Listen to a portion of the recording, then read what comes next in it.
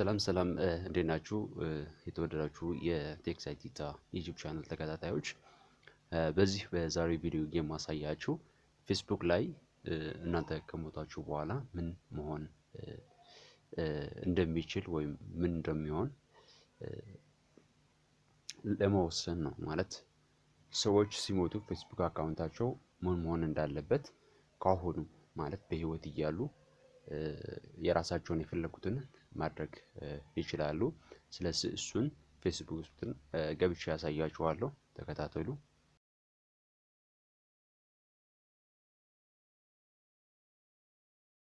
እዚህ ላይ የሳንድዊች ሌየር ላይ ያለውን ወደሱ በመግባት ሴቲንግ ውስጥ እንገባለን። ሴቲንግ እዚህ ላይ ያለ ሴቲንግ ወደሱ እንገባለን።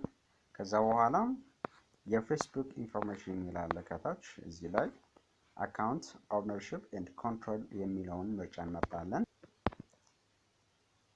ኦኬ አካውንት ኦውነርሺፕ ኤንድ ኮንትሮል በሚለው ላይ ሜሞራይዜሽን ሴቲንግ የሚል አለ። እሱን ወደሱ እንገባለን። ከዛ በኋላ ሜሞራይዜሽን ሴቲንግ ውስጥ ሁለት ምርጫዎች አሉን።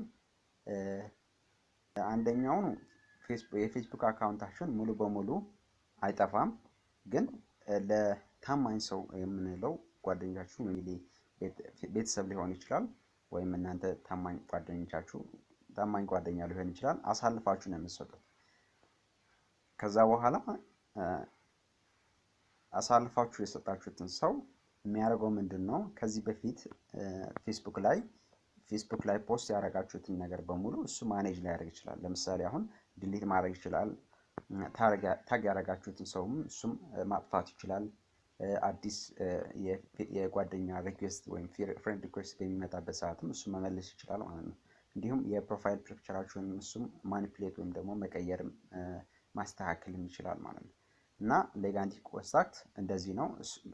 ሰውየው ራሱም አካውንቱም ሙሉ በሙሉ ማጥፋትም ይችላል።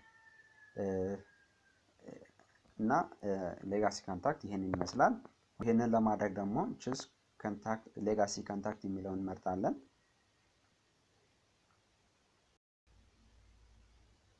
ከዛ በኋላ እናንተ የፈለጋችሁትን ጓደኛ እዚህ ላይ ከሌለ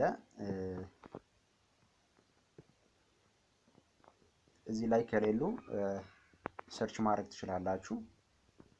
እና እኔ ግን አሁን ለምሳሌ ይሄንን ሰውዬ ብመርጠው ከዛ በኋላ መርጬ ኮንፊርም እለዋለሁ። ኮንፊርም ካልኩት በኋላ ይሄ ሰውዬ እንዳልኳችሁ የኔ አካውንት አሳልፌ ሰጥቼዋለሁ። ስለዚህ እኔ ለተወሰነ ጊዜ ከፌስቡክ ዓለም ሙሉ በሙሉ ከራኩኝ የኔ አካውንት እሱ ማኔጅ ያደርገዋል ማለት ነው። ሁለተኛው ላይ ደግሞ ሁለተኛ ላይ ደግሞ ነበር ዲሊት አካውንት አፍተር ዴዝ የሚለው ነው። ይሄኛው ሶስተኛ ወገን አያስፈልገውም። በእኔና በፌስቡክ መካከል የሚያልቀው ጉዳይ ነው። ኦኬ ኖ ካላችሁት ፌስቡክ አካውንታችሁን እናንተ ከሞታችሁ በኋላም ሁሌም አክቲቭ ነው የሚሆነው። እዚህ ላይ ግን ሁለተኛው ምርጫው yes delete after days ካላችሁት ግን ምንድነው የሚያደርገው? ይሄንን አድርጋችሁት ሴቭ ካላችሁት አሁን አካውንታችሁን እናንተ ከሞታችሁ በኋላ የእናንተን ጓደኛ ምን ብለው ይጠይቃል? ይሄ ሰውዬ በህይወት አለ ወይ ብሎ ጥያቄ ያቀርብላችኋል፣ ጓደኞቻችሁን ማለት ነው። እና እነሱም አይ የለም ብለው መልስ የሚሰጡ ከሆነ ምንድነው የሚያደርጉት? ፌስቡኮች ምንድነው የሚያደርጉት? አካውንታችሁን ሙሉ በሙሉ ያጠፉታል ማለት ነው። እና አሁን እዚህ ጋር መጨረሻ ላይ delete after days የሚል አለ። እሱን ትመርጣላችሁ። ከዛ በኋላ